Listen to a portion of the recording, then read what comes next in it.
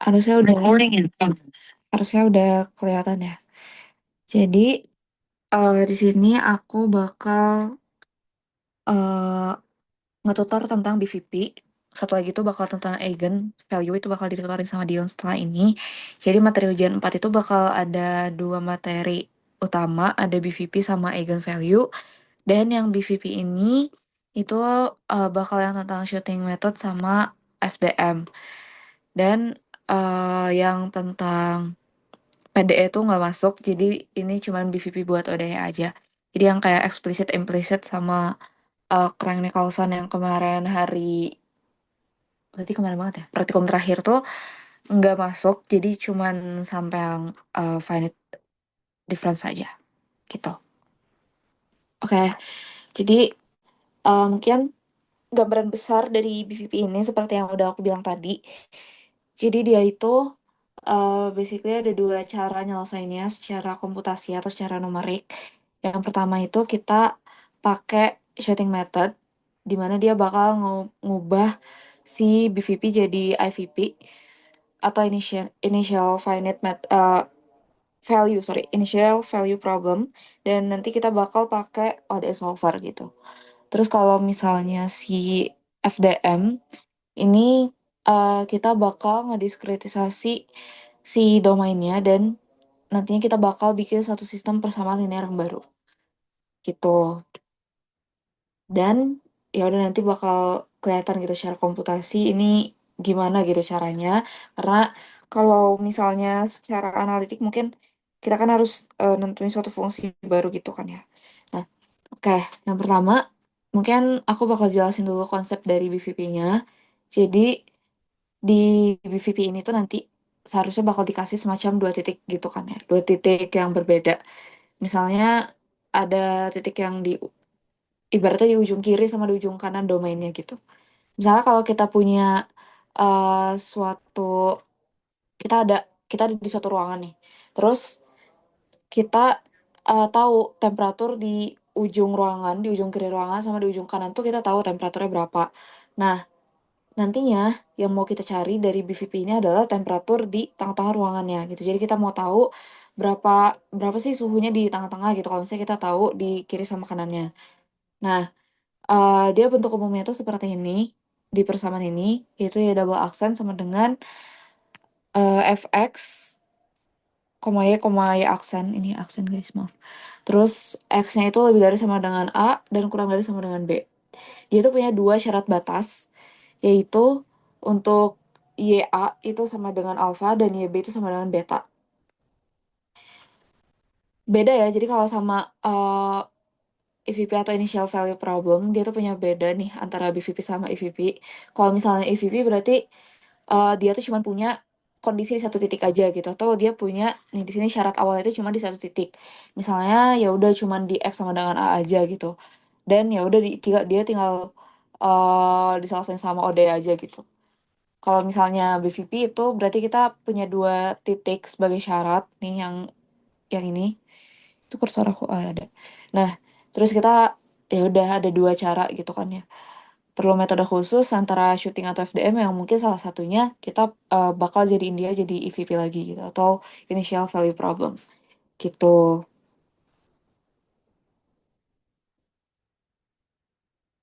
Gitu.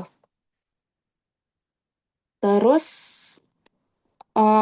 setelah itu yang pertama mungkin kita langsung aja di sini ada metode yang pertama itu ada shooting method. Jadi sebenarnya kalau kalian mau ngerjain ini, ibaratnya stepnya gitu kali ya. Jadi kan kalau intuisinya itu adalah kita pertama BVV itu kan dia punya syarat di dua ujung gitu kan. Nah, tapi kita maunya pakai EVP gitu misalnya untuk shooting method ini. Dimana kita harus ngubah si BVP-nya itu jadi sistem EVP kan. Otomatis eh idenya kita bakal pertama dengan kondisi kita tuh nggak tahu turunan awalnya. Jadi kita bakal nebak nilai S, terus kita selesaiin pakai EVP pakai Ode Solver. Misalnya pakai Rangeku Tower D4 itu kan. Terus setelah itu kita lihat apakah si solusinya itu dia memenuhi si syarat batasnya. Kalau misalnya nggak memenuhi, berarti ya kita bakal koreksi gitu pakai tebakan lain gitu. Jadi langkah-langkahnya, eh pertama kita ubah si BVP-nya jadi sistem EVP. Di sini kita dimisalin kita punya sistem yang kayak tadi di sini. Terus kita buat sistem baru di mana y satu sama dengan y dua sama dengan y aksen gitu. Nah, ntar y satu aksennya itu sama dengan y dua dan y dua aksen itu sama dengan fx y satu y dua. Terus setelah itu kita tebak pakai nilai turunan awal di y aksen A sama dengan S, dan setelah itu kita coba jalanin EVP-nya. Karena kan di sini dia berarti otomatis cuma punya satu syarat kan. Dan setelah itu kita lihat nih apakah di ujung kanan atau si eh kan ini kita nanti bakal jalanin ya solver dari X sama dengan A ke X sama dengan B. Terus kita lihat nih di ujung kanannya itu apakah udah sesuai sama boundary-nya atau belum. Terus kalau misalnya belum ya udah kita koreksi si nilai S-nya gitu. Pakai entah itu pakai bisection atau second atau Newton. Intinya ini ada kombinasi beberapa metode lah untuk shooting ini. Kalau misalnya, apalagi kalau misalnya si S-nya ternyata nggak sesuai gitu. Gitu.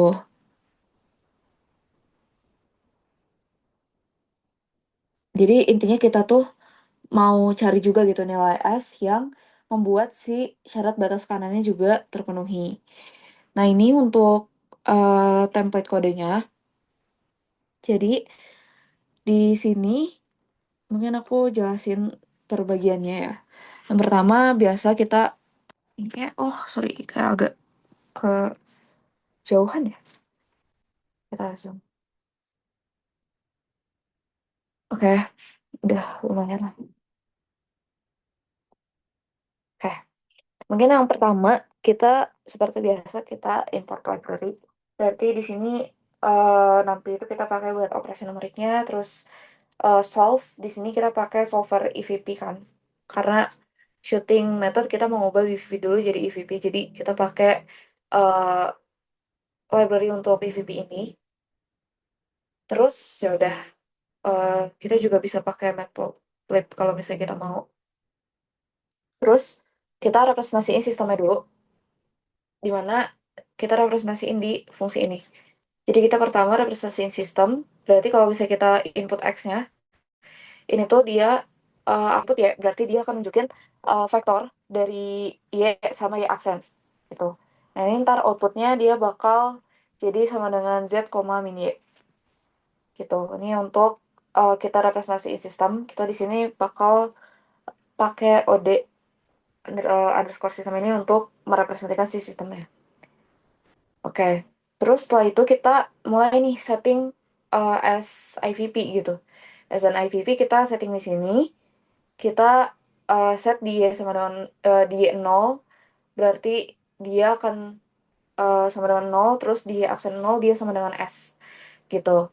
Dan ya udah kita nanti karena kita pakai solve EVP kita bakal minta dia untuk nge-solve atau dia selesaiin dari 0 sampai pi per 2. Nah, setelah itu kita ya udah bring back si grade T-nya dan solusi dari YT-nya. Gitu.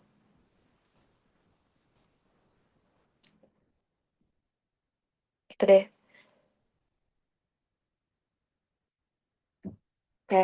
Jadi eh dia nanti tuh bakal manggil si S-nya, terus kita bakal dapet nilai Y di X sama dengan pi per 2 gitu. Terus nanti ya udah kita bisa ngitung error terhadap si syarat batas Y pi per 2 sama dengan 1. Terus kalau misalnya hasilnya 0 dari errornya berarti ya udah eh, kita berarti udah nebak S-nya tuh secara pas gitu. Kalau misalnya hasil errornya udah 0 gitu.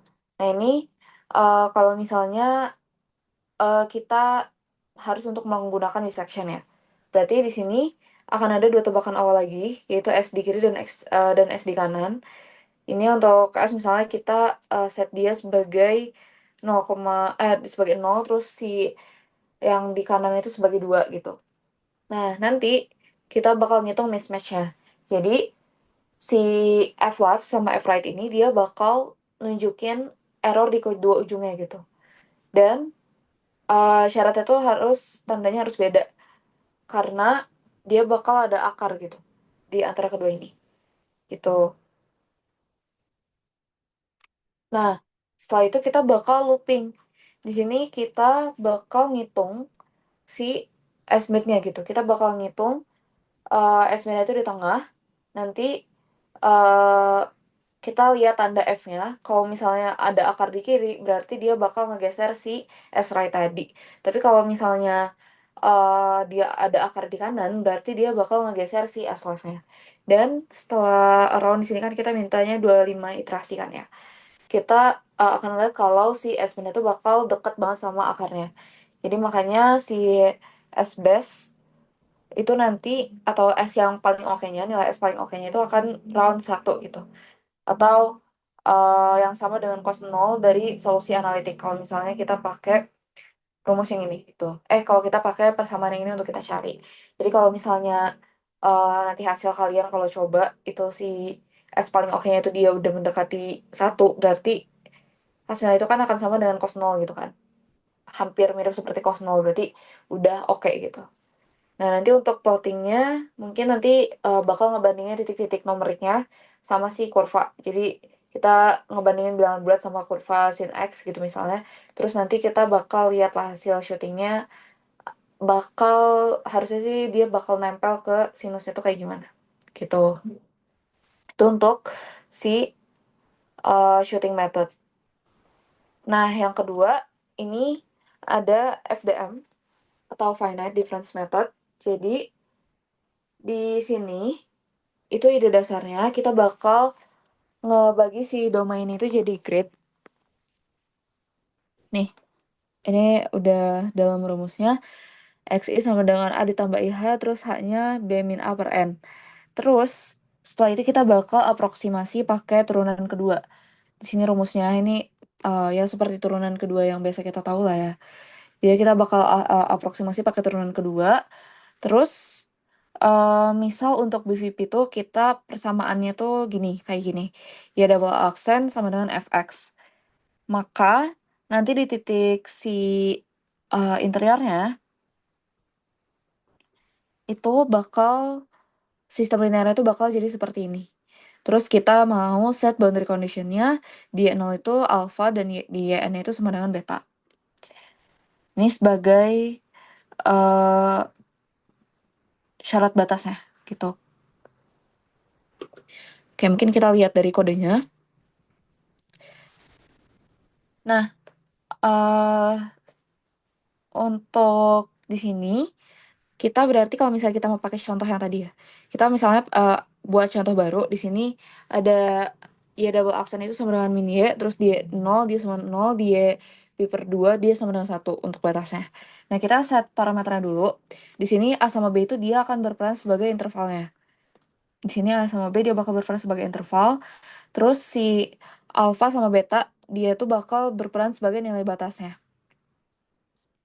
Nah, si N ini tuh bakal nunjukin banyak segmen. Kalau misalnya eh N-nya itu dia besar, berarti nanti si H-nya itu kan kecil ya. Otomatis, ya kan karena kalau ya ini biasa lah ya kelihatan dari rumus H-nya, B min A per N. Kalau misalnya N-nya makin gede, otomatis nilai H-nya bakal makin kecil gitu. Sehingga hasilnya itu harusnya lebih smooth gitu. Jadi mungkin better kita setting N itu cukup besar. Nah, terus setelah itu kita inisialisasi grid dan kita bikin solusinya. Di sini ya kalau di X and plane space ini kita bakal masukin si titik X0, X1, bla bla bla sampai Xn gitu. Kita masukin nilai X-nya. Setelah itu ya ini kan NP zeros ya. Di sini karena dia berperan itu sebagai nilai vektor yang kosong gitu. Jadi kenapa kosong? Karena dia nanti bakal diisi sama hasil solusinya. Gitu. Nah, ini untuk boundary condition-nya. Tadi ya, kita udah ngeset si alpha sama beta itu kan sebagai syarat batasnya atau nilai batasnya. Nah, setelah itu kita buat matriks A sama F ini as matriks koefisien. Nah, ini ukurannya kayak gini. Kenapa? Karena ada n plus 1 titik gitu kan. Terus eh, nanti ada misalnya kayak AI, I min satu, terus AI, terus AI, I plus satu, itu dia bakal ngisi koefisiennya dari persamaan, eh sini nggak deh. Pokoknya dia tuh bakal ngasih koefisien dari persamaan Y, I min satu ditambah min 2 ditambah H kuadrat YI ditambah YI plus satu sama dengan nol gitu. Jadi nanti uh, boundary row-nya itu si A 0,0 dia bakal sama dengan satu, dan F0-nya itu dia bakal nunjukin alfa kan. Terus baris pertamanya tuh dia bakal menyatakan Y0 sama dengan si alfa tadi. Terus kalau misalnya di A min 1,1 sama dengan satu, atau di betanya ini yang F min satu, berarti dia bakal menyatakan si baris terakhir gitu. Dia tuh bakal sebagai baris terakhir yang menyatakan YN sama dengan beta. Yang tadi, batas yang kita mau. Nih. Terus ya udah setelah itu di sini kan kita ngisi biasa ini boundary rows yang tadi yang aku sebutin. Terus setelah itu kita solve, dan nantinya dia bakal menyelesaikan sistem A sama dengan F. Terus ya udah kita plot. Terus eh nanti kita bakal ngeliat kalau misalnya nih FDM solution di sini dia juga akan mendekati si solusi sinus gitu. Kalau misalnya n kecil berarti harusnya titiknya tuh kayak nggak smooth gitu, nggak se-smooth kayak gini. Tapi kalau misalnya n itu besar, ya si titiknya bakal lebih menempel aja nih kalau kalian lihat di sini. Gitu. Nah, dari si shooting method juga dia bisa ditambah plot ya kalau si soal juga minta kita untuk nge-plotting gitu. Nah, sebenarnya gitu aja sih untuk materinya. Jadi, apa sih bedanya si shooting sama FDM ini? Jadi, kalau misalnya metode shooting itu kita kan tadi ya, inti utamanya adalah kita ngubah si BVP jadi EVP, terus kita bakal nebak S awal atau nilai slope-nya itu kita tebak awalnya itu berapa. Dan kalau misalnya FDM, berarti kita bakal nge-discrete dia jadi si domainnya itu kita diskretisasi, terus ya udah nantinya dia bakal jadi suatu sistem persamaan yang linear gitu. Terus kalau si shooting ini mungkin kesana dia lebih mudah untuk dicoba gitu ya, mudah untuk diimplementasikan, dan dia bisa pakai OD solver gitu. Tapi kalau misalnya si FDM, dia juga sebenarnya as a matrix, dia strukturnya lebih jelas gitu. Jadi dia cocok juga buat nanti kita ngerjain PDE. Makanya kalau kalian tahu lihat di praktikum kemarin kita kan ngelakuin FDM untuk PDE juga ya, yang si implicit, explicit sama Crank Nicholson gitu. Jadi itu kelebihannya dia. Tapi kalau si shooting dia punya kekurangan juga, dia harus truth finding juga kan, berarti terus ya udah gitu, sebenarnya dia bakal agak lebih sulit untuk sistem nonlinear yang jauh lebih rumit dari yang contoh di sini. Nah, kalau si FDM kita juga kekurangannya itu kita berarti harus ngatur ukuran gridnya, terus ya udah kita butuh solver untuk yang lebih efisien gitu kalau misalnya kita butuh sistem yang lebih besar gitu. Sebenarnya gitu aja. Dan itu untuk perbandingannya. Terus kalau misalnya eh sebentar. Oke, kalau misalnya ya udah kita bakal pakai FDM kan tadi seperti yang aku bilang tadi.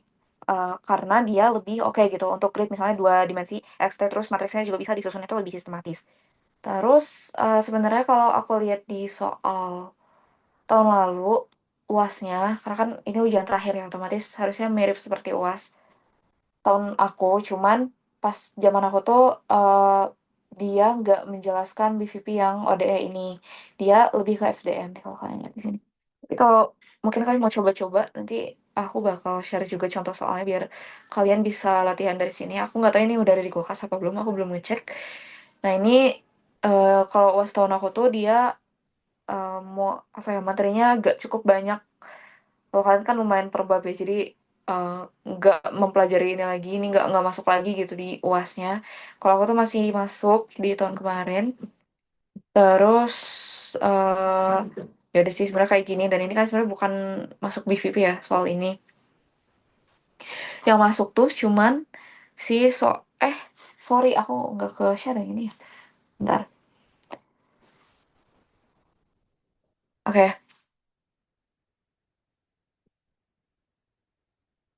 Nah, ini tuh contoh soal tahun kemarin. Jadi Di sini soalnya tuh ada 4 kalau tahun aku dan dia nggak LMS, nggak kayak kalian ujian sih. Kan kalau kalian ujian biasanya kayak kita bisa ngecek bener enggaknya gitu karena ini beneran kita dikasihnya esai jadi ya udah kita ngerjain sesuai soal di sini kayak kalian praktikum aja sebenarnya.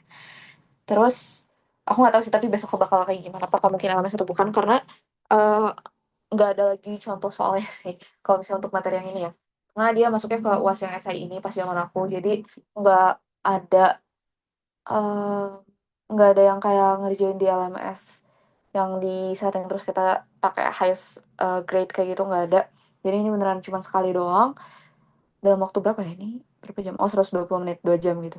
Nah, kayak kayak praktikum berarti.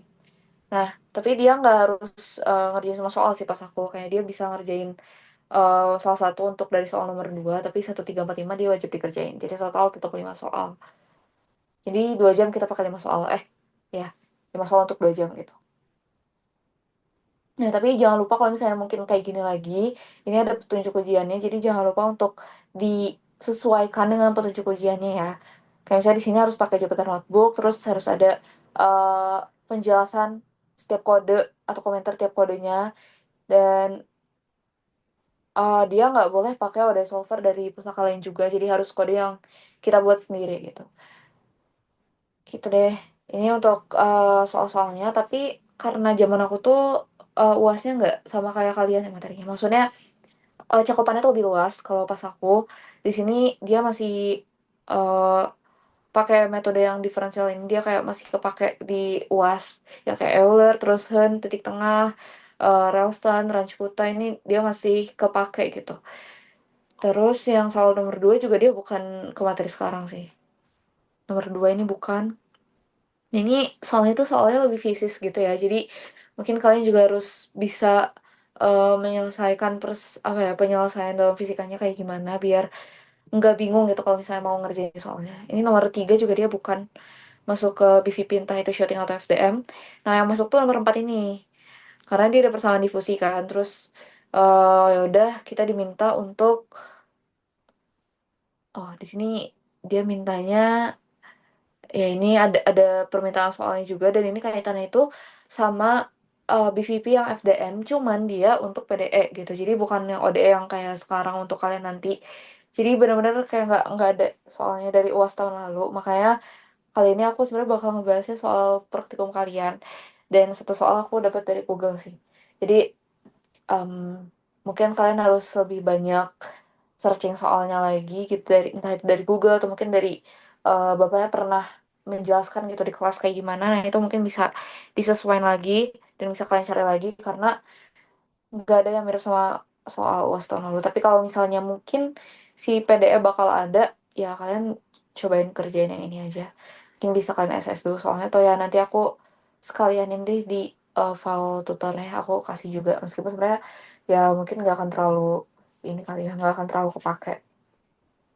Itu untuk soal-soalnya. Jadi yang bakal aku bahas sekarang sebenarnya dia ngebahasnya ya soal soal praktikum sih aku bahas karena ya itu udah jelas dia pakai FDM gitu kan gitu ya untuk soal-soalnya sekarang kita balik lagi ke sini mungkin aku ada mau menjelaskan dikit juga ya mungkin kalian akan melihat kalau si BVP ini karena dia di dua titik yang berbeda jadi kesannya dia lebih sulit gitu kan dari EVP atau initial value problem. Nah, kenapa sih kayak kesannya lebih susah gitu? Karena pertama dia kalau di BVP otomatis kita nggak tahu kan kondisi awal lengkapnya itu kayak gimana. Kita nggak tahu ini kayak kita nggak tahu nih kondisi awal seperti apa. Kita cuma tahu y nol y nol terus y di x sekian itu sama dengan satu. Tapi kita nggak tahu kalau ya udah kalau misalnya kayak sebenarnya kalau kita tahu y aksen nol ya udah kita bakal mudah kan gitu untuk mengerjakannya. Kayak kita tahu turunan pertama itu kita bakal tahu gitu. Nah makanya di sini kan karena kita nggak tahu jadi agak kelihatannya tuh lebih sulit gitu. Nah, sedangkan kalau misalnya solver kayak si Solve EVP ini, dia bakal butuh dua hal gitu buat mulai. Yang pertama tuh dari ya eh, di X sekian, kayaknya tuh nilainya berapa, sama di aksen sekian tuh dia nilainya juga berapa gitu. Misalnya di Y0 sama Y aksen 0 tuh kita eh, butuh dua hal ini untuk kita bisa memulai si solver ODE-nya. Nah, kalau misalnya di EVP itu kan ya udah semuanya udah lengkap di satu titik gitu, jadi lebih gampang. Dan kalau di BVP itu eh, dia kesannya jadi lebih rumit gitu sih. Terus mungkin kalian juga menanyakan gitu, kenapa sih kita harus menebak nilai S gitu di shooting method? Kenapa kita harus kita harus nebak nilai turunan awal S-nya?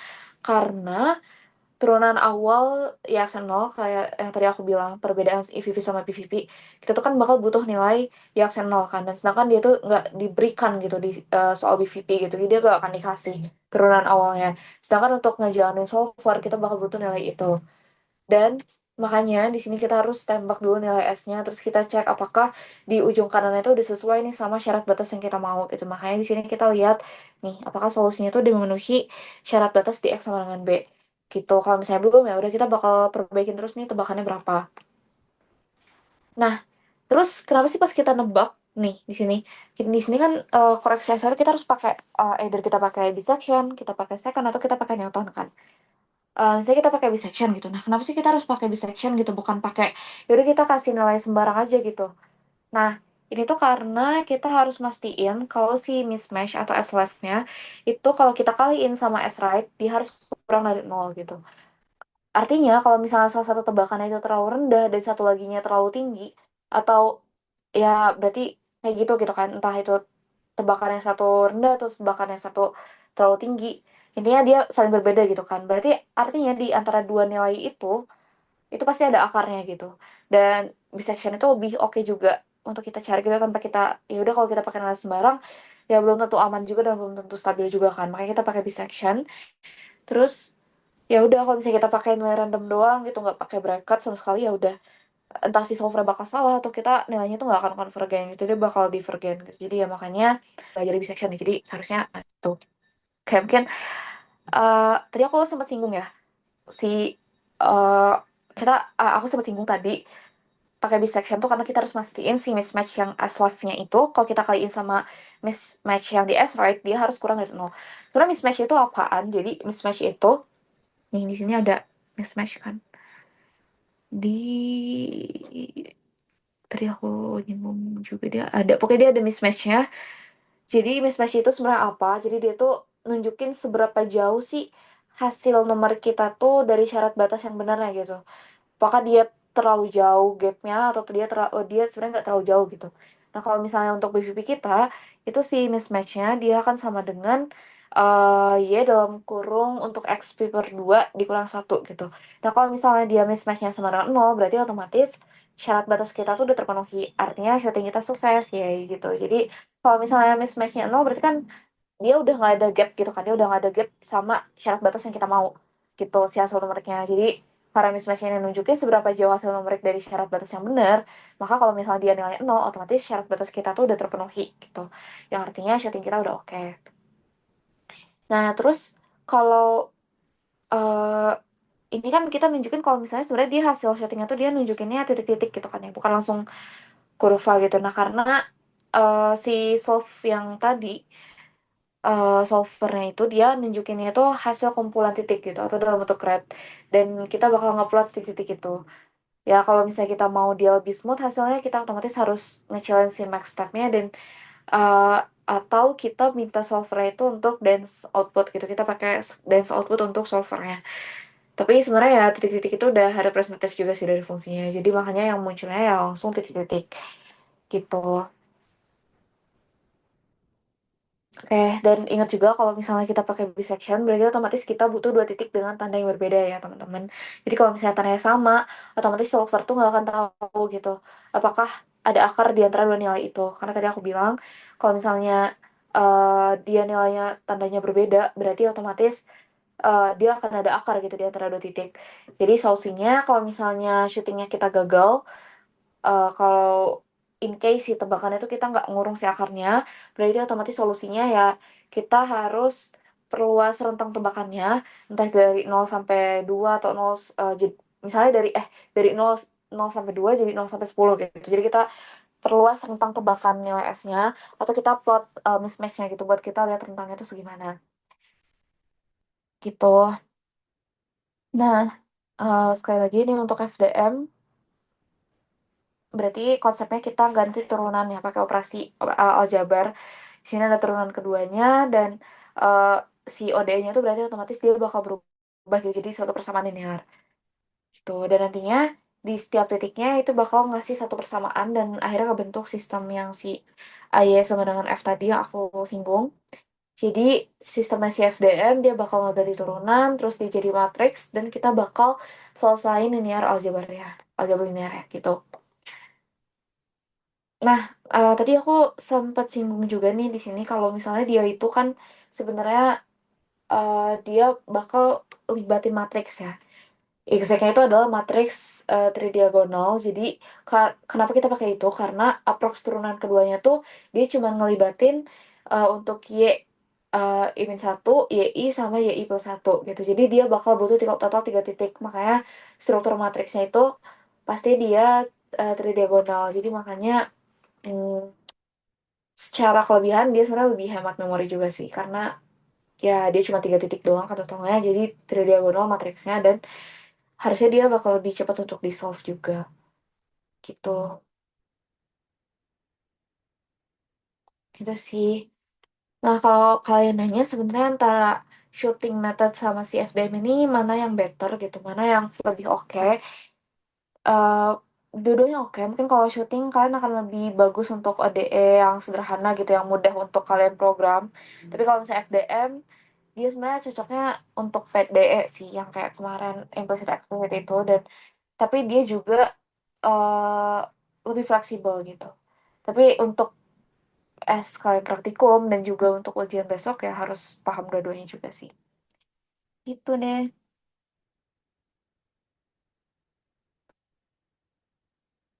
Nah, kalau kalian mungkin error gitu, kalau kalian hasilnya error, kasus-kasus yang biasanya terjadi, entah itu karena eh, nilai S yang kalian tebak itu nggak ngurung solusinya, jadi otomatis kalian harus ngubah S left sama S right ke range yang lebih gede kan tadi aku bilang.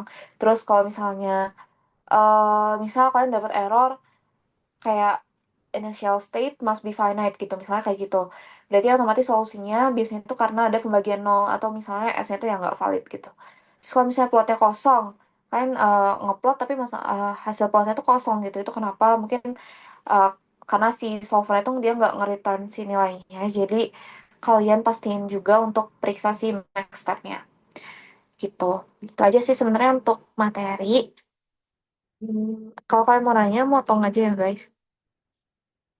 Dan eh oh, ini ada yang nanya. Jadi soal-soal nanti cuma BVP FDM sama shooting method iya. Jadi harusnya iya.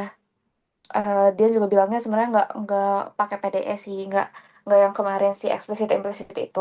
Cuman ya mungkin jaga-jaga takutnya ada perubahan gitu. Mungkin kalian pelajari juga yang praktikum kemarin. Dan nanti aku bakal kasih soal yang PDE-nya. Itu sih. Tapi kalau yang seharusnya sih dia nggak akan keluar ya si PDE ini. Jadi yang keluar tuh cuma ODE-nya doang. Itu deh. Nah, itu untuk materi. Kalau kalian mau nanya, tadi aku udah bilang kalau kalian mau nanya, langsung tanya aja.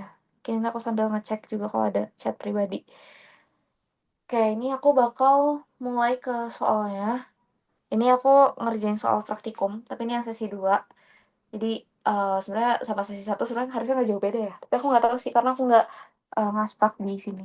Aku belum cek yang sesi 1 kayak gimana soalnya. Kalau sama, ya sebenarnya sistemnya sama aja sih kalau misalnya ternyata variabelnya ada yang diubah gitu. Oke, jadi mungkin aku bakal ngejelasin dulu soal yang pertama. Di sini kita punya em, suatu persamaan turunan. Di sini ada persamaan diferensial d kuadrat t per dx kuadrat ditambah h t a min t sama dengan 0. Kita juga punya syarat batas nih. Dari persamaan diferensial ini kita punya syarat batas t 0-nya 40, t 10-nya 200. Terus di sini juga ada parameter-parameternya. Yang pertama itu ada nilai h-nya. Eh, Dia tuh 0,01 karena ini kaitannya mungkin sama temperatur gitu ya. Jadi si H ini nunjukin koefisien konveksi atau heat loss-nya. Terus si TA-nya itu sama dengan 20 atau temperatur lingkungannya. Terus si delta X-nya ini sama dengan 2 atau jarak antara titik gridnya nanti. Jadi kita minta untuk ngeplot grafik nilai T yang didiskritasi, diskritasi dengan nilai parameter ini. Itu. Jadi ibaratnya kita bisa memaknai ini sebagai satu ruangan yang ujung kiri. Tadi aku udah coba apa ya, menganalogikan ini sebagai suatu ruangan. Karena kaitannya juga sama temperatur kan ini. Misalnya kita ada di suatu ruangan nih, di ujung kiri itu dia suhunya 40 derajat, di ujung kanan dia 200 derajat gitu. Dan, jangan ruangan deh. Misalnya, hmm, termometer gitu. Di ujung kiri tuh dia suhunya 40 derajat, di ujung kanan 200 derajat gitu kan. Terus di sepanjang termometer ini dia bakal ada interaksi ini sama lingkungannya yang suhunya itu 20 derajat. Nah, kita mau tahu uh, berapa profil suhu gitu dari si teksnya di antara 0 sampai 10 gitu. Jadi kita mau tahu berapa si profil suhunya. Nah, kita udah tahu bentuk persamaan diferensialnya, terus kita tahu boundary conditionnya di X sama dengan 0 dan X sama dengan 10 kan ya, nih. Di T0, T10, berarti ini X0 sama X10. Kita mau tahu nih rentangnya tadi, dan kita juga tahu nilai parameternya untuk delta X, terus koefisien konveksi, sama temperatur lingkungannya itu kita udah tahu, sama si jarak grade, gitu. Nah, otomatis yang kita cari, itu sebenarnya apa? Yang kita cari di sini, itu adalah, bakal ngebandingin dia sama solusi eksak, rumus yang udah kita pakai juga sebenarnya rumus yang udah secara analitik ada kita nanti bakal coba bandingin terus kita tampilin nih grafik plotnya untuk nilai T kita plot dia antara T sebagai Y dan X sebagai X gitu X untuk disebut X maksudnya gitu. Nah, di sini ini untuk ada langkah penyelesaian secara matematisnya sebelum kalian masuk ke kode ini sebenarnya biar kalian paham aja sih secara analitik tuh dia kayak gimana gitu untuk menyelesaikannya. Jadi di sini ini kan ada kita bakal coba untuk mendiskritisasi si turunan keduanya kan. Pertama si turunan keduanya kita bakal didekati sama si beda hingganya. Nih dengan rumus yang the double accent X ini. Terus kita bakal substitusi dia ke persamaan ini. Ini kita substitusikan ya. Kita substitusi ke persamaannya karena tadi dia d double d double t d kuadrat t per dx kuadratnya tadi kita ganti nih di sini pakai nilai yang aproksimasi turunan kedua ini gitu. Terus nanti setelah itu kita bakal kaliin semuanya sama si delta x kuadrat, kita bakal kaliin dia dan ya udah nanti hasilnya akan seperti ini gitu. Ini adalah eh, persamaan yang sebenarnya bakal diwakili sama baris tengah matriks kalian di I sama dengan 1 sampai I sama dengan N-1 gitu. Dan ingat lagi boundary-nya ya. Jadi nanti berarti T0 itu 40, T10 ya 200. Jadi kalau masing-masing ditulis sebagai persamaan itu jadinya 1 kali T0 itu 40, 1 kali Tn itu akan sama dengan 200 gitu. Jadi baris pertama sama terakhir matriksnya itu dia cuman bakal keisi di satu eh dia cuman bakal berisi cuman satu di diagonalnya gitu. Gitu deh. Nah, ini untuk eh kunci jawabannya. Ini untuk kodenya. Karena tadi kita udah bahas sebagai penyelesaian analitik matematisnya. Ini nanti kita bakal selesaiin dia dalam bentuk kode. Dan ini bakal keluar matriks dan ini untuk si plotnya gitu. Nah, pertama ini sebenarnya kalau di soal mana ya? Ini sebenarnya udah mengisi apa ya? Mengisi kekosongan di template kode praktikum kalian. Karena kan setiap kalian praktikum itu dikasih template kode kan. Nah, ini juga udah menyesuaikan dengan itu. Jadi kalian nanti bisa mungkin recheck sama jawaban kalian apakah sama atau enggak. Oke, jadi pertama kita import dulu library-nya. Jangan lupa kita import untuk yang numerik pakai NumPy dan kita import yang untuk plottingnya pakai Matplotlib. Gitu, kita bakal ngeplotting grafik pakai ini. Terus setelah itu kita masukin nih parameter-parameter yang ada di soalnya. Kita inisialisasi kayak tadi. Ini untuk tuh apa ya tadi? Koefisien heatnya kan ya. Iya benar. Salah. Koefisien konveksi atau heat loss. Nah, itu kita inisialisasi, dia kan sama dengan 0,1, terus temperatur lingkungan kita masukin juga, dia 20 derajat. Terus kita state juga nih posisi awalnya, X0 ini kan berarti dia nunjukin posisi awalnya. Tadi kan di soalnya nih, dia di X0, itu kita state dulu misalnya di, nggak misal sih, gini sesuai soal. Kita state di titik awalnya berarti X0 itu 0, terus di XF-nya atau titik akhirnya, posisi X akhirnya itu di 10 sesuai soalnya. Ini kan T0 sama T10. Terus setelah itu eh, kita lihat di T0 itu kan dia 40 nilainya ya. Kita masukin juga. Terus di T10 kita masukin dia 200 gitu. Nah, ini masukin DX-nya 2. Ini tuh bakal sama kayak apa ya kalau di tablet kalian? Mungkin nanti sesuaiin lagi ya. Nah, ini end step-nya kita masukin juga rumusnya, dan endpoints-nya kita masukin juga rumusnya. Gitu. DX itu nunjukin si ini guys, si jarak gridnya tadi. Delta X-nya sama dengan 2. Ini kita masukin nilainya. Terus setelah itu end step ini berarti kita bakal nunjukin dia berapa banyak segmen kan. Ini kalau kita hitung pakai rumusnya, tadi kan ada rumus segmen ya, rumus. Nah, yang ini berarti otomatis rumusnya itu dia B min upper N kan.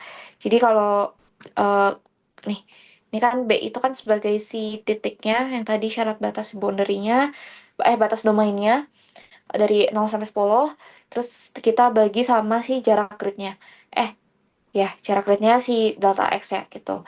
Jadi kita bakal ngitung dia nanti otomatis 10 kita kurangi sama 0, 10 kita bagi 40. Kita bagi 2, sorry. Kita bagi 2, jadi berarti 10 kurangi 0 per 2, itu berarti 5. Nah, nanti endpoints ini kan end step plus 1 ya. Berarti otomatis sama dengan 6. Karena dia ini tuh maksud endpoints itu adalah berarti jumlah titik T yang bakal kita hitung gitu. Misalnya berarti untuk X-nya ada 6 kan, karena kita ngitung untuk titik X sama dengan 0, terus 2, 4, 6, 8, sama 10. Berarti itu totalnya ada 6 gitu end step-nya. End step kan tadi 5, terus kita tambah 1. Berarti bakal ada 6 untuk 0 sampai 10 tadi. Gitu. Terus first thing first kita inisialisasi dulu si array solusinya. Kita berarti array T ini dia akan nunjukin array kosong yang isinya tuh 6 angka 0. Terus untuk T0 sama dengan T0 ini berarti ya kita tetapin si T0 itu sama dengan 40. Terus T-1 sama dengan TF, kita tetapin si Tn sama dengan 200 tadi. Berarti indeks min 1 ini maksudnya berarti dia sebagai elemen terakhir kalian. Terus ini bakal simpan boundary condition ke si array T-nya. Jadi kita bakal nyimpan si boundary yang T0 sama T10 tadi ke array T-nya. Di sini. Gitu.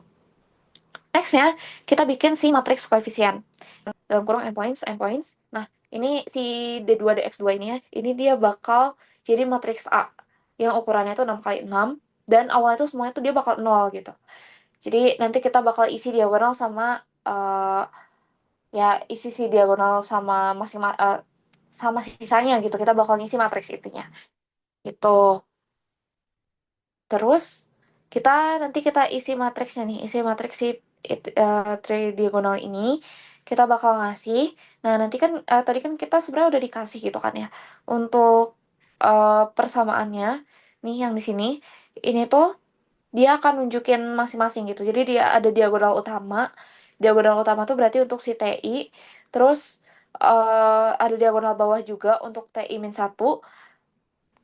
Terus ada diagonal atas untuk si TI plus 1. Berarti kalau misalnya kita lihat, itu tuh nanti kita bakal melihat si koefisiennya untuk masing-masing diagonal gitu. Jadi kan ada 3 diagonal ya. Ada diagonal utama, terus diagonal bawah sama atas. Utamanya berarti yang TI ini, yang bawah berarti I-1, yang atas I plus 1.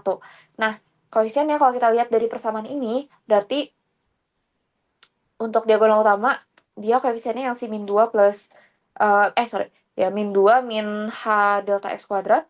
Terus kalau diagonal bawah berarti dia 1.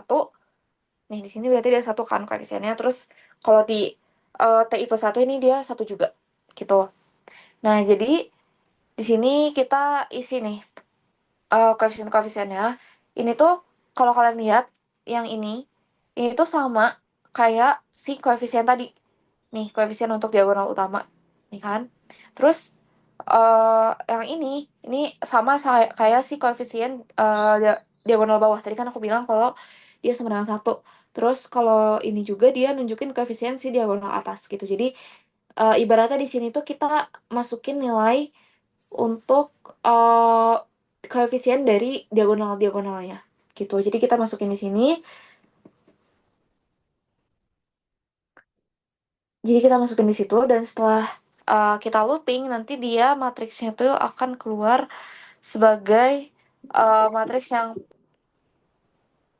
matriks yang polanya itu tadi.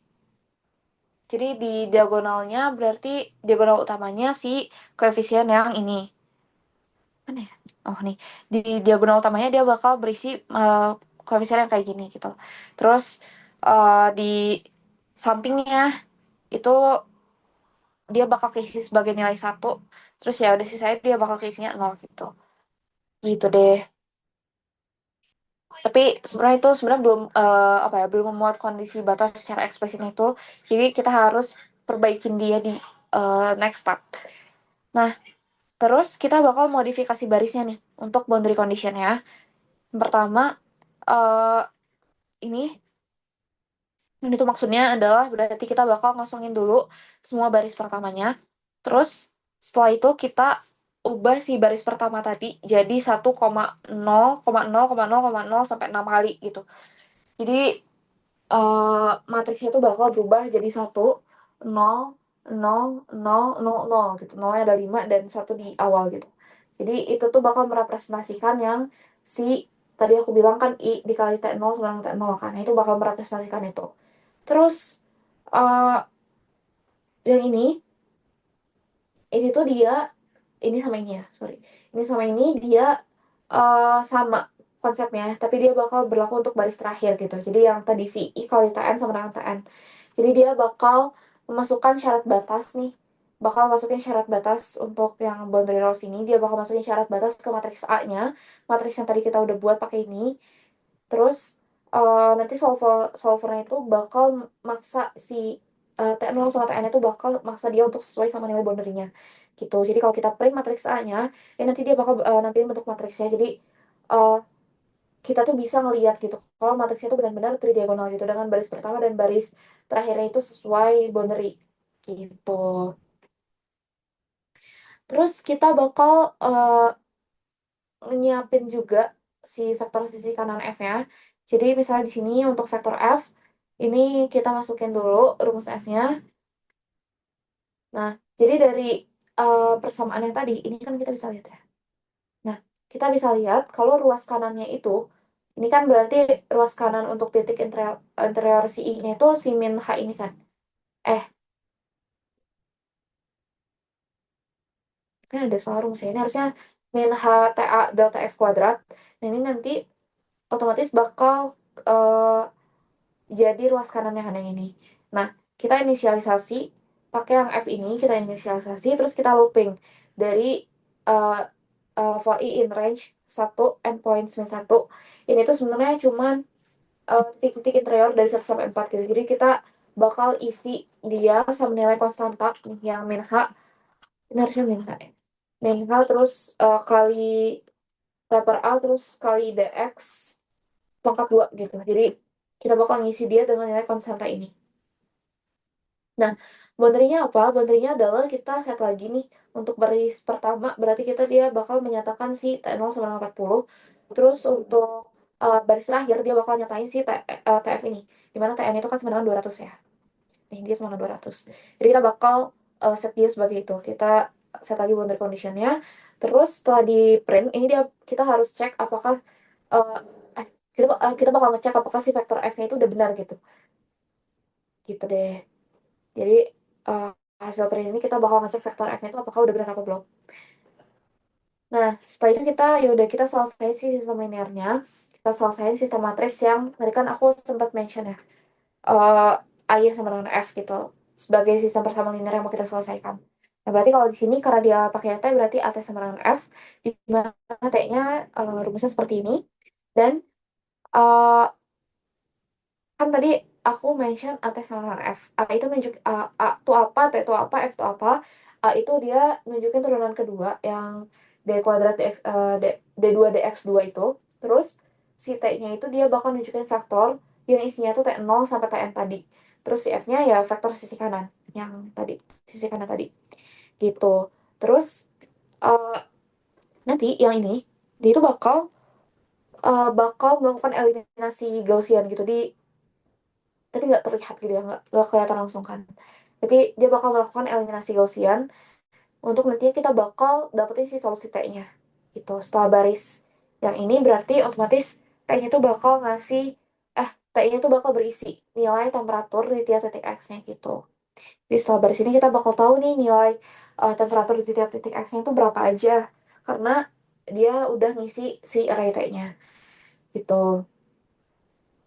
Nah ini sebenarnya untuk exact solution aja. Kayak solusi eksaknya tuh kayak gimana. Ini rumus aslinya. Jadi ini sebenarnya sebagai rumus solusi analitik untuk TX yang udah dikasih gitu.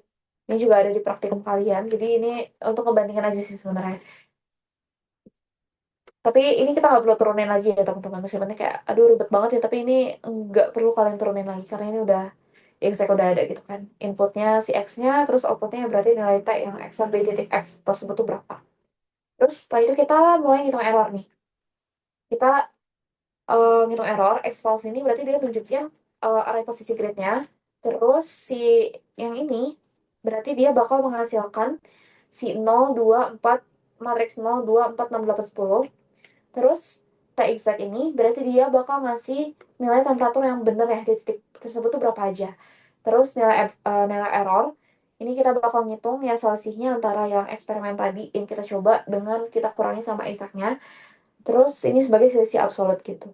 Terus kita print, kita bakal tampilin dalam bentuk tabel. Untuk kolom satu berarti dia bakal nunjukin X, terus kolom 2 dia nunjukin T numeriknya, terus kolom 3 dia nunjukin T eksaknya berapa, dan kolom 4-nya berarti dia nunjukin error gitu. Jadi kita bakal ngeliat nih apakah metode FDM tuh emang kita pakainya tuh apa ya, lebih ke kita bakal ngeliat kalau FDM ini beneran kerja atau enggak gitu dari errornya. Kalau misalnya errornya kecil berarti emang FDM itu kerjanya dengan benar gitu. Si finite difference ini berarti dia kerjanya oke. Kalau error kecil. Nah, sebenarnya ini untuk ngupload grafik aja ya. Ini bagi saya untuk ngupload grafik. Berarti kalau ini dia bakal nge-clear dulu si plot sebelumnya itu kayak gimana.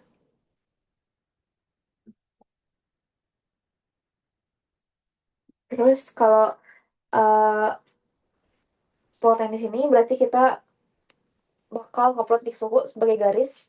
Terus kita minta dia pakai marker yang bulat gitu kan biar kelihatan juga. Terus ya udah sih saya sebenarnya biasa aja sih kayak label, title, terus legend kita tiap variable gitu. Terus ya udah, ini kita bakal menunjukkan grafiknya seperti apa. Nah ini berarti untuk sebuah action di sini sepanjang si tadi kan aku apa ya analogikan dia sebagai termometer. Jadi dia bakal ngasih nih posisi sepanjang termometernya itu dari 0 sampai 10. Terus setelah itu sumbu Y-nya ini dia bakal nunjukin dia sebagai temperaturnya. Ini kan kayak. Nah, ini untuk matriksnya. Ini untuk matriksnya. Jadi di sini kan ada kelihatan ya bentuk kurvanya itu dia naik. Nah, eh, dia naik dari nilai 40 sampai nilai 200. Dan itu masuk akal karena ya ujung kanan itu kan dia lebih panas ya. Ujung kanan tuh dia lebih panas gitu kan suhunya. Terus di ujung kiri dia lebih dingin gitu. Dan ada pengaruh juga dari HTA min T yang bikin dia bentuk itu nggak linear juga gitu. Jadi kalau misalnya dia eh, kita bandingin sama nilai eksaknya, kalau kita lihat sebenarnya titik-titik di FDM ini tuh dia udah dekat gitu, udah menempel sama profil analitik yang kita mau gitu deh. Jadi intinya soal ini dia tuh minta untuk menyelesaikan DVP untuk yang turunan pertama, sorry, dia minta untuk menyelesaikan soal BVP yang kaitannya sama temperatur.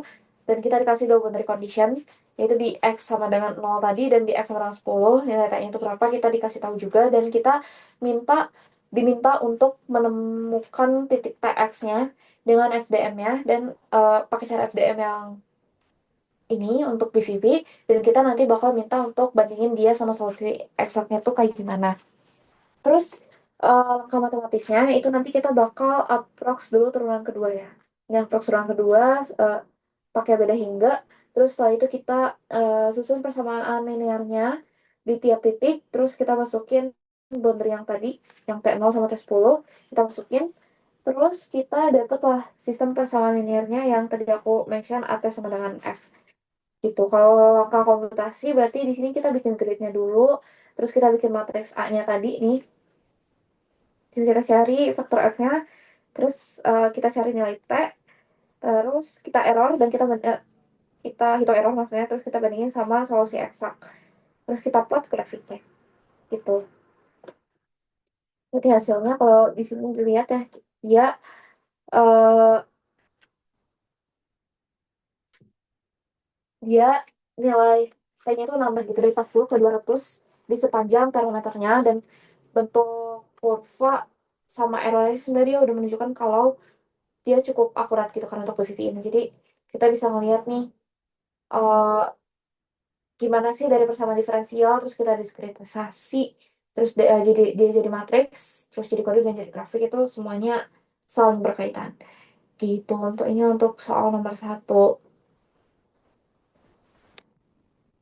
Nah, kalau soal nomor dua, eh kita bakal pakai metode shooting. Tadi kan udah tentang FDM ya. Ini sebenarnya aku nemu di Google sih, tapi kayaknya nggak terlalu apa ya, nggak terlalu, bukan nggak terlalu kredibel, lebih ke nggak terlalu ya udah aja gitu soalnya.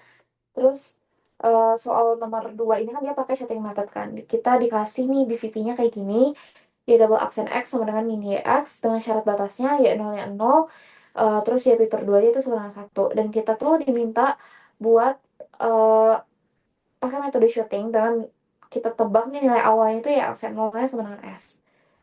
Oke, jadi soalnya tuh tentang apa? Ini BVP, jadi kita dikasih dua syarat batas di dua titik kan ya. Ya, ini syarat BVP. Terus kita diminta buat nyari nih fungsi X-nya yang dia tuh bakal memenuhi ODE dan dua syarat batas tadi. Terus karena si solver Python yang solve EVP ini dia cuma nerima initial value problem atau EVP. Jadi makanya BVP ini harus kita ubah jadi EVP untuk si metode shooting kan tadi aku udah bilang. Jadi kita pakai metode shooting ini dan kita coba berbagai nilai S ya sama, untuk S sama dengan Y aksen 0 sampai di X sama dengan pi per 2 itu hasilnya sama dengan 1 gitu.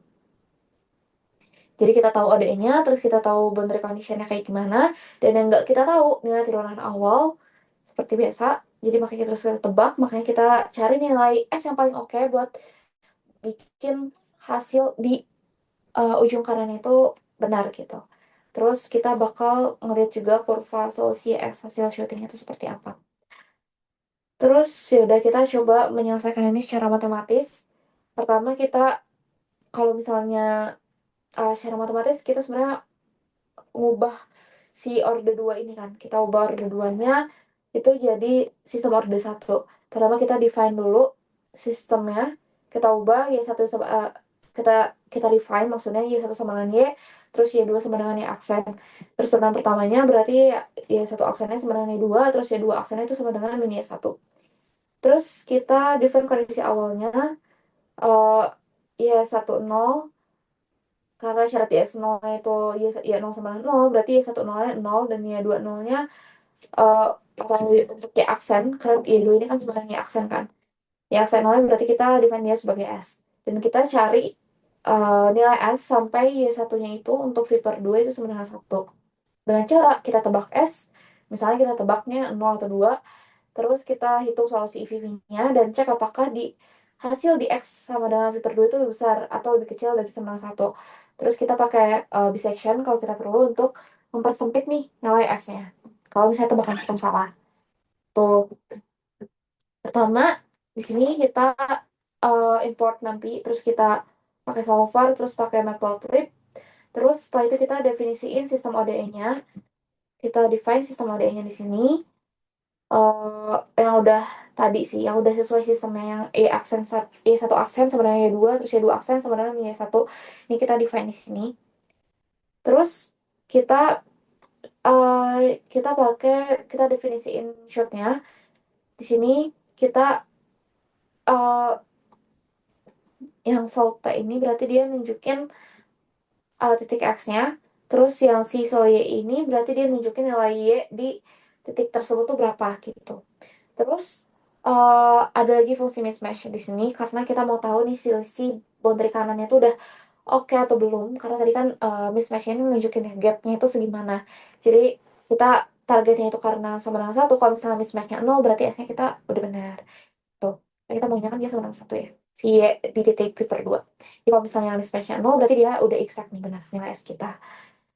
Kita tentuin juga bracketnya. Kita nentuin uh, S left, S right, terus juga tentuin F left-nya hasil mismatch untuk S0, terus F right ini berarti hasil mismatch untuk S sama dengan 2. Dan kita butuh tanda yang berbeda lagi. Salah satu tandanya tuh negatif, terus yang satu positif biar disectionnya itu valid dan kita tahu kalau di situ tuh ada akarnya. Jadi nggak akan divergen itu hasilnya.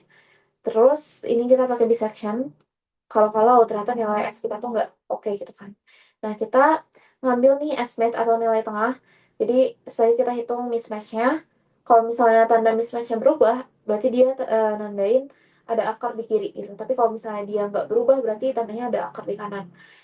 Nah, kita ngulang sampai around 25 iterasi, biar ya kita mau dia lebih akurat gitu. Terus, ya udah kita nanti bakal ngeliat nih S yang paling oke-nya atau S best-nya di sini.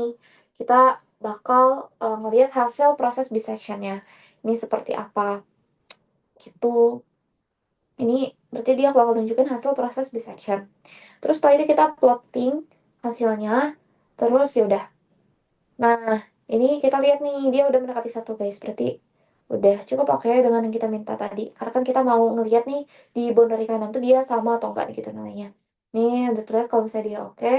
Dan eh ini kan otomatis dia bakal dekat gitu kan sama nilai y aksen nolnya yang kita mau atau around cos gitu dari solusi eksak y x sama dengan sin x gitu. Jadi kalau kita lihat interpretasi grafiknya, ini kan dia dimulai dari y 0, ya. Terus dia ningkat juga nih, ningkatnya lumayan smooth. Terus dia mendekati YP per 2 juga gitu, yang sama dengan satu, sesuai sama boundary-nya. Jadi makanya bentuk kurvanya mirip kayak kurva sin X juga ya. Setengahnya sih. Ini seperempatnya mungkin ya. Jadi kayak dia mirip juga sama kurva sin X dan eh, kita lihat juga nih garis titik-titiknya dia nempel juga kan. Atau solusi numeriknya itu dia nempel juga ke kurva teoritisnya. Gitu. Jadi untuk kesimpulan shooting method ini, berarti kita harus ngubah dulu si BVP-nya jadi EVP dengan nambah variabel turunannya 2. Karena kalau kita lihat di sini dia jadi orde satu semua kan ya. Terus eh, kita tebak nilai turunan awal S-nya yang y aksen 0. Terus kita pakai shooting method sama bisection biar kita nemuin nih nilai S yang membuat syarat batas yang di kanan itu bisa sama atau exact sama gitu. Dan hasilnya ya yang kita harapkan kan dia maunya akurat banget. Terus grafiknya juga sesuai sama teori sinus. Gitu. Jadi ini overall untuk tutor tentang BVP itu kan ya. Jadi kalian harus paham juga pemahaman dasar BVP-nya itu seperti apa. Udah aku jelasin tadi. Kita harus paham eh, tentang BVP-nya itu seperti apa dan kalian harus tahu kalau dia punya dua syarat batasnya teman-teman. Jadi kalian cek di soal juga nanti karena kita pakai kondisi awal yang nggak lengkap otomatis metode yang EVP itu nggak bisa kita langsung pakai. Jadi kita pakai perlu metode khusus, either itu shooting ataupun kita pakai uh, FDM. Kalau shooting berarti kita ubah dulu BVP sama jadi EVP. Misalnya kayak gini, terus kita tebak nilai turunan awalnya, terus kita jalani solver EVP dari A sampai B. Kalau kayak gini, kalau misalnya dia boundary-nya A sama B. Terus kita sesuai nilai S-nya, entah itu kita perbaikin pakai dissection, second atau Newton, sampai syarat batasnya itu kalau kita masukin Y untuk nilai B, itu akan sama dengan si betanya. Gitu. Dan itu terpenuhi berarti. Nah, metode shooting itu bakal bekerja oke. Kalau misalnya udah kayak gini, berarti dia bakal ngasihin solusi yang smooth, terus juga stabil. Nah, kalau misalnya si FDM, berarti kita nyelesain BVP-nya itu dengan cara numerik langsung gitu kan, tanpa kita tebak nilai awalnya. Pertama, kita diskretisasi, domainnya jadi grid, terus kita approx turunan keduanya, terus setelah itu kita bentuk si persamaan linear yang ini. Misalnya dalam bentuk A sama dengan F, atau tadi AT sama dengan F kan, terus kita selesaiin dengan Y sama dengan A pangkat min 1 F. Jadi FDM tuh bakal cocok buat BVP yang linear, dan kita bakal ngasih dia solusi yang oke juga. Tuh, gitu sih. Dan kalian harus kuasain pemahaman ini. Kayak misalnya BVP itu nggak bisa kita langsung selesaiin pakai EVP, terus kita harus pakai shooting atau FDM tadi, terus shooting kita harus tebak nilai turunan awal dan pakai solver EVP buat kita cek hasil, terus FDM juga. Ini berarti dia kita nge-approx nilai BVP di bentuk sistem linear yang lebih gampang buat kita selesaiin. Terus juga entah itu either kita pakai shooting ataupun FDM, itu sama-sama ngasilin solusi numerik yang valid gitu. Jadi kita harus cari solusi numerik yang valid, tapi pilihan metodenya itu bakal tergantung sama jenis ODE kalian, terus juga sifat solusinya dan kestabilannya, sama kemudahan untuk kita ngeimplementasiin si metode-metode tadi gitu. Jadi tapi mungkin kalian akan disuruh untuk kayak nggak langsung pakai solver, jadi itu juga harus kalian pelajarin. Jadi ini untuk yang aku selesain. Kalau misalnya kalian nggak ada yang mau ditanyakan atau mau nanya di akhir juga bisa, karena aku juga bakal nunggu sampai akhir tutor. Kalau nggak ada mungkin bisa dilanjut ke Dion.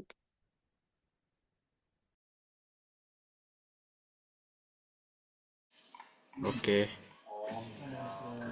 bentar ya. Suaraku kedengaran kan ya? Oke. Oke, jadi ya bagian aku itu yang bentar. Eigenvalue dan eigenvector. Jadi kalau di Comrade di sini kita punya beberapa cara untuk nyari kedua variabel ini, eigenvalue sama eigenvector. Jadi biasanya kalau di eigenvalue itu eh, permasalahannya tuh selalu gimana kita nyari eigenvalue sama eigenvector dari persamaan ini. Jadi ada sebuah matriks, terus dikalikan sebuah eigenvalue sama eigenvector, lalu kita cari eigenvalue sama eigenvectornya. Nah, kalau di eh, analitik kan biasanya ada beberapa cara ya. Kalau di numerik kita pakai cara yang numerik itu kita pakai caranya pakai tebakan awal gitu. Misal yang pertama ini ada power method. Power method tuh misal kita punya matriks A ini, matriksnya tuh harus ukurannya matriks persegi ya, matriks n kali n. Terus kita mau nebak vektor awal buat si eigenvektornya, buat kita nanti nyari eigenvalue-nya. Jadi biasanya si tebakan awalnya tuh uh,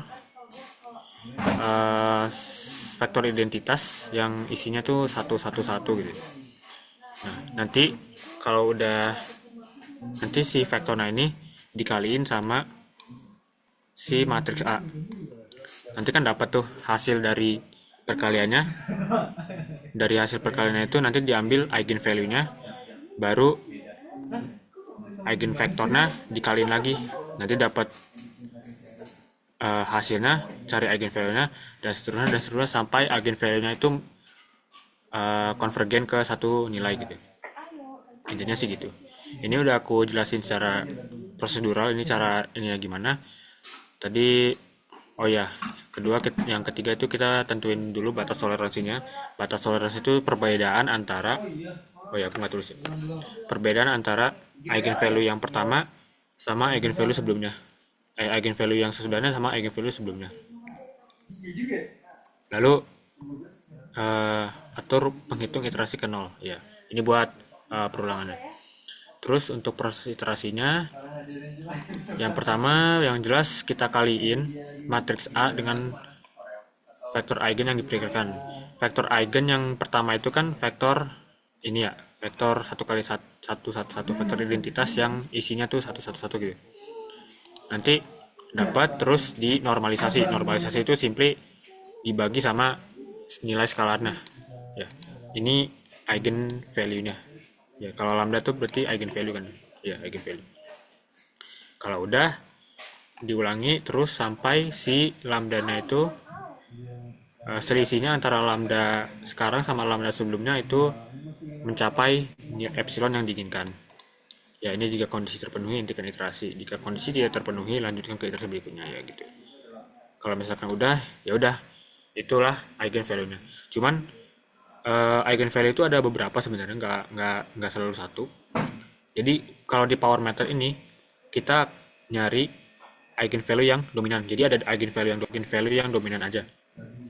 Terus si si metode power ini sebenarnya eh, bisa mencari untuk eigenvalue yang emang ada satu gitu, satu eigenvalue yang dominan, dan nggak bisa nyari eigenvalue di seluruh eh, eigen yang kayak nilai eigen yang selain yang dominan. Jadi yang harus yang mencolok gitu, harus yang paling tinggi atau paling rendah. Oh sorry, kalau power meter berarti yang paling tinggi ya. Oke, mungkin langsung aja ke contohnya. Jadi di sini ada matriks tuh, matriks 3 kali 3. Terus kita mau cari eigenvalue terbesarnya. Kalau misalkan di uh, VS Code-nya nanti kalian declare dulu si matriksnya. Ini A, NP array 2 min 1 ya. Lalu kita cari ukuran dari matriksnya pakai kode ini nshape. Terus baru inisialisasi untuk tebakan awal. Kita tahu tadi tebakan awalnya vektor 111 kan, vektor identitas. Nah, itu kalau di sini kita bisa tulis np ones untuk uh, vektor identitas yang isinya semua elemen satu. Lalu kita definisin dulu lambda awalnya misalnya 0 dan sign-nya 1. Terus kita buat loopingnya di sini. Loopingnya itu yang pertama kaliin dulu si matriks matriksnya sama si vektornya ya. Itu hasilnya tuh z, si z ini. Z itu perkalian dot antara a dan v. Oke. Ya, habis itu dinormalisasi pakai ya np.max dan absolut dari z. Karena kan dia nyari dia nyari uh, si ini dulu ya, si besar dari si z-nya. Baru habis itu dibagi ya. Ini v itu berarti vektor yang udah dinormalisasi tadi. Oke, kalau udah kita cari si konvergensinya sampai kapan dia uh, menuju ke satu nilai yang konvergen gitu. Pertama itu kita lakuin dot product dulu antara si z sama yang uh, vektor vektor v yang lama deh, yang ini tadi. Yang sebelumnya tuh awalnya vektor identitas. Sorry. Terus kita cek di sini kalau misalkan dot produknya kurang dari sementara kalau misalkan dot produknya itu kurang dari 0, ini karena ininya sama, kita kasih sign-nya itu min 1, lalu lambda nya itu lambda yang baru tapi tandanya berubah negatif. Kalau misalkan enggak, dia jadi 1 gitu. Terus nanti kita bakal dapat nilai eigennya itu nilai san dikali lambda yang baru. Nah, setelah udah itu, ini bakal diiterasi lagi sampai kita dapat konvergensi yang akhir. Nah, konvergensi akhir itu dicek dari error atau selisih antara nilai eigen yang sekarang sama nilai eigen yang sebelumnya, yang tadi simbolnya lambda itu. Kalau misalkan selisihnya sudah mendekati iterasi yang udah mendekati galat yang udah diinginkan, ya berarti udah beres. Itu kita dapat nilai eigennya yang diterima itu segitu. Kalau misalkan belum, ya lanjutin iterasinya.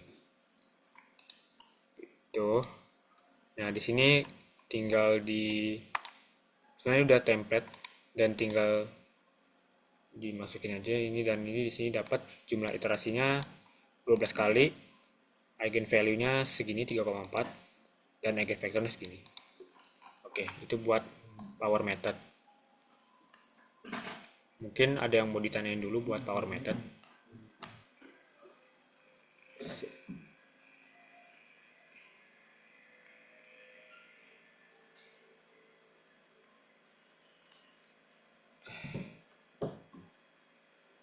Jadi intinya kaliin siap ada matriksnya, matriks persegi, terus ada vektor awal, vektor tebakan awal, vektor identitas dikali, terus dinormalisasi, baru cari eigenvalue-nya. Cara cari eigenvalue-nya tuh dari nilai terbesar dari si elemen vektornya,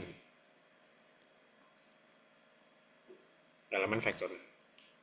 Baru kalau misalkan udah dapat eigenvalue-nya, eigenvektornya dikali lagi ke matriksnya, baru nanti dapat lagi eigenvalue sama eigenvektornya, terus seterusnya dan seterusnya, sampai dapat uh, eigenvalue yang konvergen.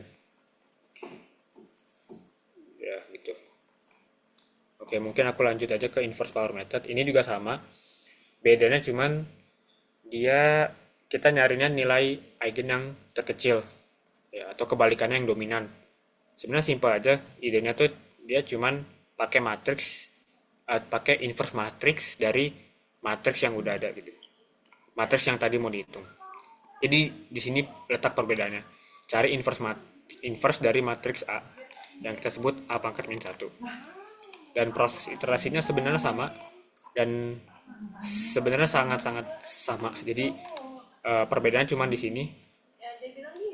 Di sini ada kode untuk cari inverse langsung dari library NumPy, dan ini boleh dipakai.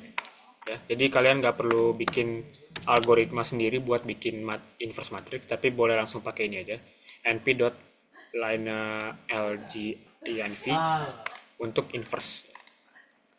Nanti di sini dapat, dan ini semua kodenya sama, iterasinya sama, prosedurnya sama, dan didapat nanti jumlah iterasinya 9 dan eigenvalue-nya 1,7. Terbukti kalau ini lebih kecil daripada yang eigenvalue terbesar tadi. Oke, itu buat power method sama inverse power method. Mungkin ada yang mau ditanyain dulu.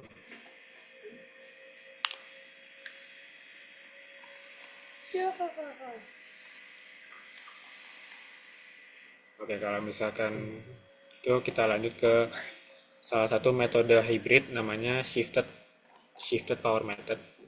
Kalau di sini kan tadi di power method kita tebakan awalnya vektor identitas. Kalau di inverse itu kita pakai inverse-nya, dan sama pakai vektor identitas juga. Cuman di sini prosedurnya kita punya yang namanya matriks pergeseran. Jadi dari awal ya, kita punya matriks A, matriks yang nilai eigennya pengen dicari, terus kita pilih suatu nilai alfa yang diperkirakan dekat dengan eigenvalue yang ingin dicari. Sebenarnya ini tebakan awal aja, bisa satu sebenarnya. Lalu pilih vektor tebakan X yang tidak nol, ini juga sama, kita pilih aja vektor identitas yang isi elemennya satu. Lalu tentukan batas galatnya. Nah, di sini kita punya yang namanya matriks pergeseran ya, dimana dia tuh A dikurangi alfa dikali matriks vektor. Nah, nanti kita pakai buat pembedanya tuh sih ini. Sebenarnya tinggal pakai ini aja. Terus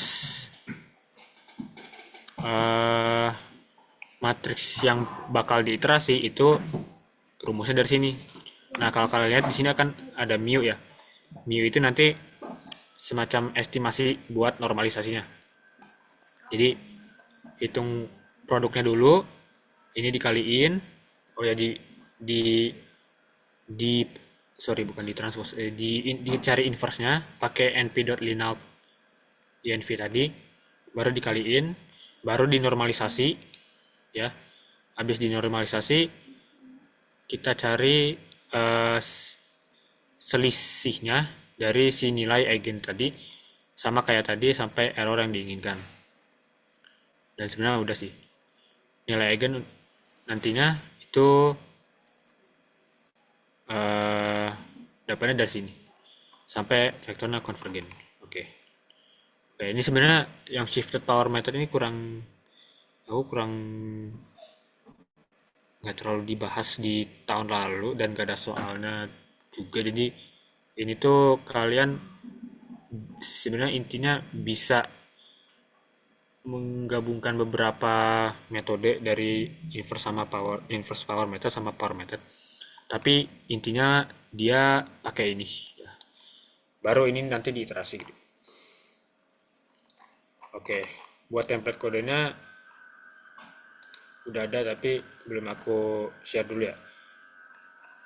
Mungkin ada yang mau tanya dulu buat shifted power method.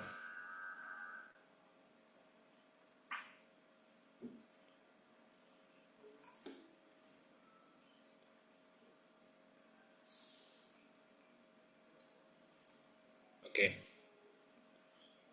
kalau misalkan nggak ada, sebenarnya eigen vector ini juga nggak nggak tahu ya, tapi kurang kurang latihan soal kalau di tahun lalu nggak ada latihannya, tapi sekalinya ini cuman UAS doang.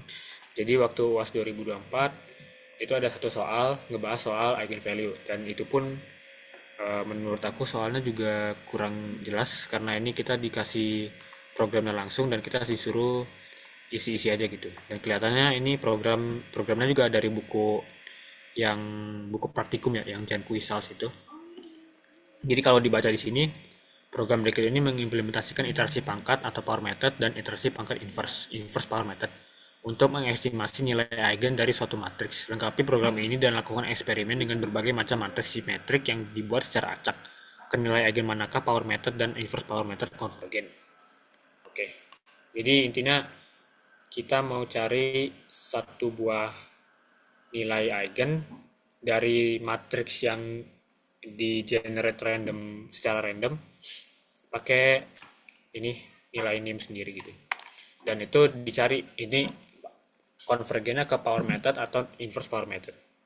Oke, ini nanti ini udah aku bikin, udah aku recode kodenya biar lebih prosedural.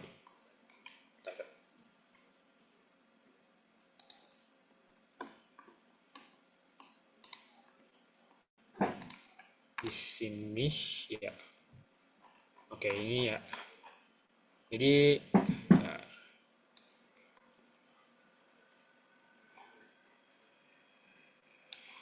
jadi oh ya.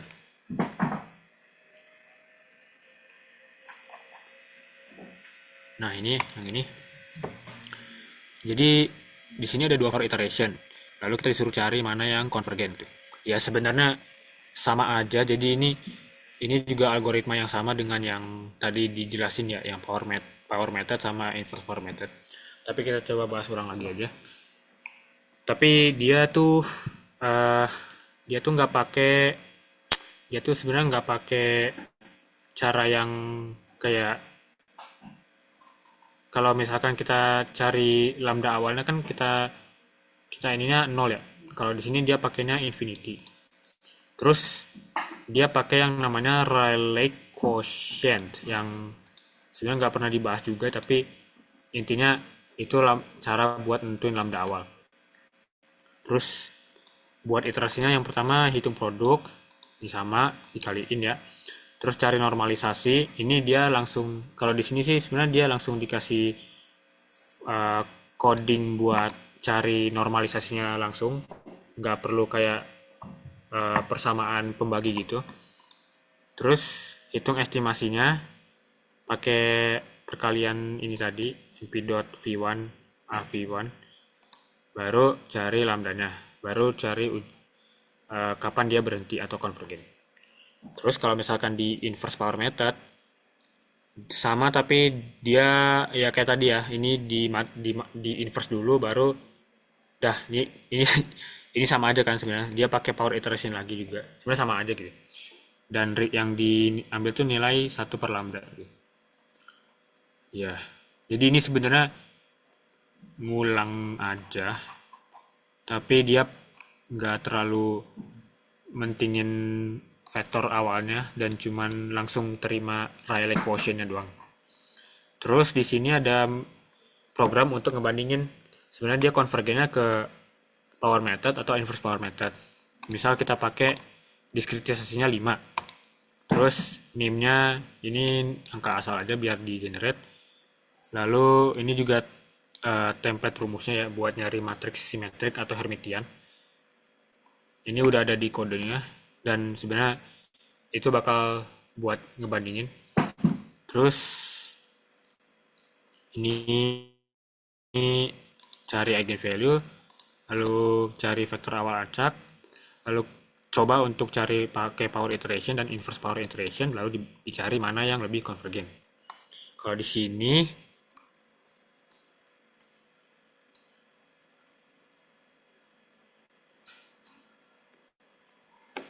sini itu oke.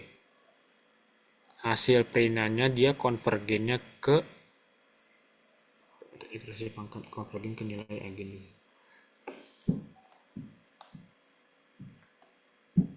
Oh ya, gimana ya ini? Oh iya, ini jadi dia tuh konvergen. Oh sebentar. Oh ini udah jawabannya. Jadi dia konvergennya ke yang ini ya, apa sih namanya, matriks yang power iteration. Ini cuman ini sebenarnya pilih salah satu yang mana satu ini. Tapi kalau dilihat di sini kita tuh bisa dapat kalau nilai si mana deh, si lambdanya, sorry lambda tuh eigen value-nya itu tuh konvergennya ke yang power method. Bisa dilihat di sini banyak ininya ya, yang power method. Dan dia tuh nilai dominan gitu.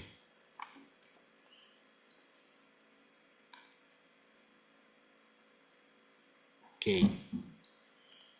Udah sih sebenarnya itu aja.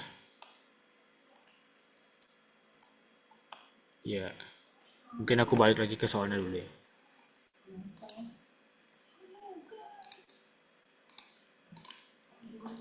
Kayak ini soalnya ya sebenarnya cuma gini doang. Jadi intinya dibandingin aja yang mana dia konvergen kemana. Oke, udah sebenarnya selama kuliah tuh yang bener-bener ngebahas eigenvalue cuman ini sebenarnya soal ini satu ini. Sisanya template. Jadi pasti ujung-ujungnya cari eigenvalue, cari eigenvector, dan cara-caranya juga sama. Pakai power method, inverse atau shifted power method. Atau soalnya bentuknya juga bisa kayak gini. Dia konvergennya kemana? Itu tinggal dicari aja kayak nilai akhirnya di mana gitu berhentinya.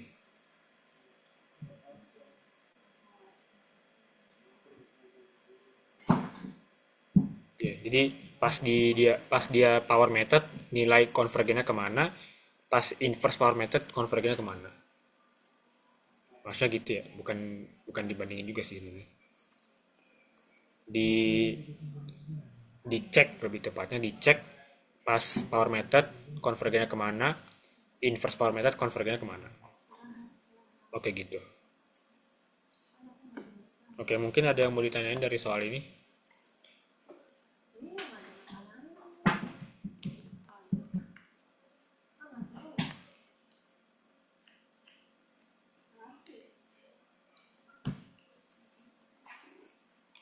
Sebenarnya dari aku sih udah, ini tinggal aku kasih aja teorinya, sorry tutornya. Oke jadi kalau misalkan ada mau nanya boleh langsung tanya aja. Mungkin buat pengumumannya dari Jumat itu ujiannya cuma dua materi ini, boundary value problem sama eigenvalue. Dan kalau ini coba aja kerjain soal praktikum lagi ya. Itu juga itu sebenarnya sama juga sih, kalian disuruh bakal cari nilai eigenvalue dan eigenvector dari suatu matriks yang 3 kali 3 gitu. Dan soalnya bakal kayak itu lagi mungkin.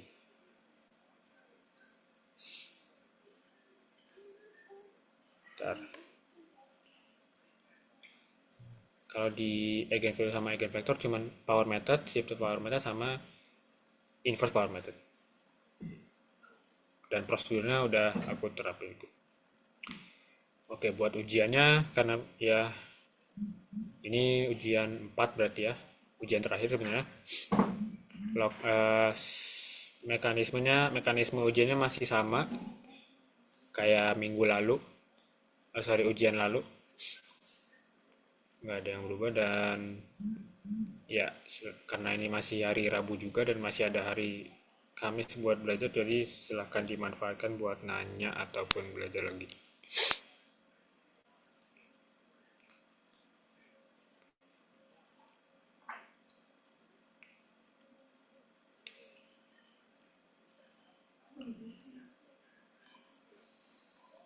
Ya, kalau dari aku sebenarnya udah sih, itu aja, materinya dikit dan template juga.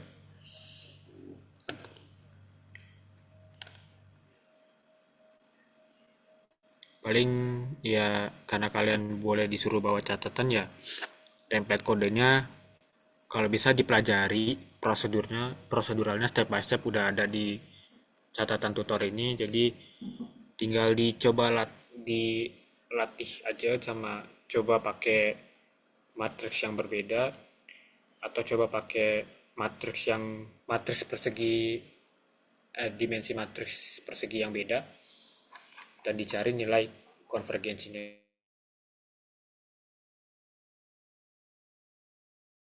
gitu. Atau nilai analitik.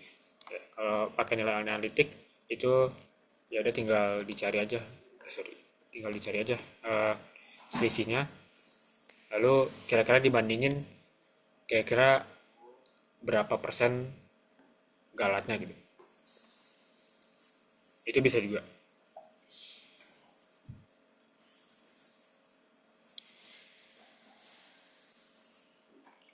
Oke, nanti ini aku bakal share ke akadsnya ya, si ininya sama program yang tadi satu.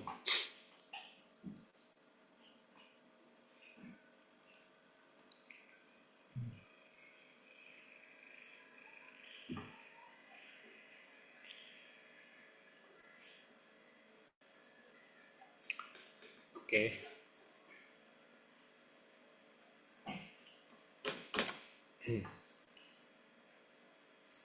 Oh ya, ya yang PDE nggak masuk. PDE itu buat tubes. Jadi Jumat cuman Aigen sama BVP aja. Soal-soalnya juga kayaknya nggak ada jauh dari soal praktikum. Buat yang Aigen sebenarnya kelihatannya gampang ya buat dipahami sebenarnya kenapa prosedurnya kayak gitu. Karena udah jelas gitu. Kalau yang BVP mungkin bisa dicoba lagi karena BVP itu setahu aku dia metodenya coba-coba, jadi harus tahu kayak cara coba-cobanya tuh kayak gimana gitu. Yang shooting method terutama yang tadi dijelasin. Kalau yang finite difference kan udah ada ininya rumusnya, jadi ya tinggal dilakukan aja.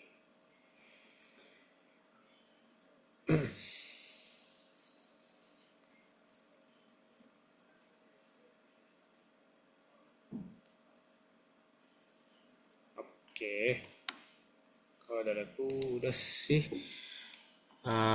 Mungkin dari Alia ada yang mau ditambahin.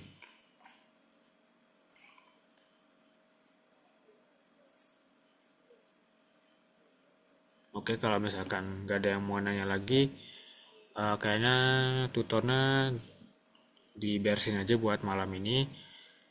Silakan kalau misalkan ada yang mau nanya lagi sampai besok juga boleh, langsung chat aja.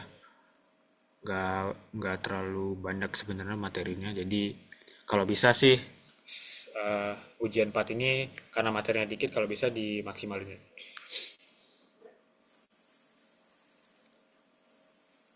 Oke. Oke, kalau gitu diudahin aja tutornya. Makasih, selamat belajar. Selamat malam. Aku izin dulu ya. Makasih, Kak.